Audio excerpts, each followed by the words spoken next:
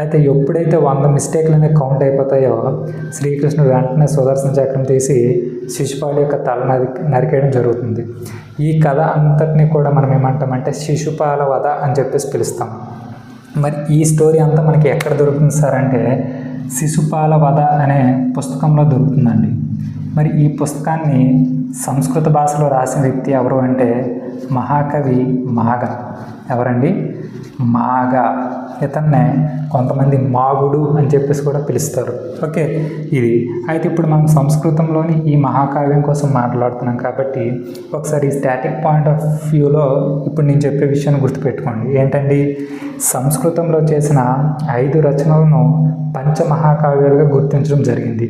మరి ఏంటి సార్ ఆ 5 మహాకావ్యాలు అంటే శిశుపాల వధ 1, 2 కుమార సంభవం, 3 రఘువంశం. మరి కుమార సంభవం, రఘువంశం ఈ 2 రాసిన వ్యక్తి ఎవరండి? కాళిదాసు. సంస్కృతంలోనే రచించడం జరిగింది. ఓకే, తర్వాత 4 నైషధ చరిత్ర. మరి ఈ పుస్తకాన్ని రాసిన వ్యక్తి ఎవరండి? శ్రీహర్ష. మరి 5వ రచన ఏంటి అంటే కిరాతార్జునీయం. ఏంటండి? కిరాతార్జునీయం. ఈ పుస్తకాన్ని రాసిన వ్యక్తి ఎవరండి? భారవి.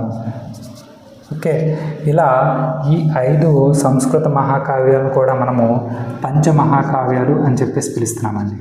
ఏమని? పంచమహాకావ్యాలు. ఓకే, అయితే ఇదంతా ఎక్కడి నుంచి వచ్చింది అంటే మహాభారతంలో చేది రాజ్యం కోసం ఏ విధమైన సమాచారం ఉంది అనే విషయం మాట్లాడుకునే నేపథ్యంలో ఇదంతా కూడా వచ్చింది. ఓకే, ఈ చేది రాజ్యం లేదంటే చేది వంశం అనేది ఏదైతే ఉందో మనకి కళింగ ప్రాంతం ఏదైతే ఉందో అంటే ప్రెజెంట్ డే మనకి ఒడిస్సా అనమాట.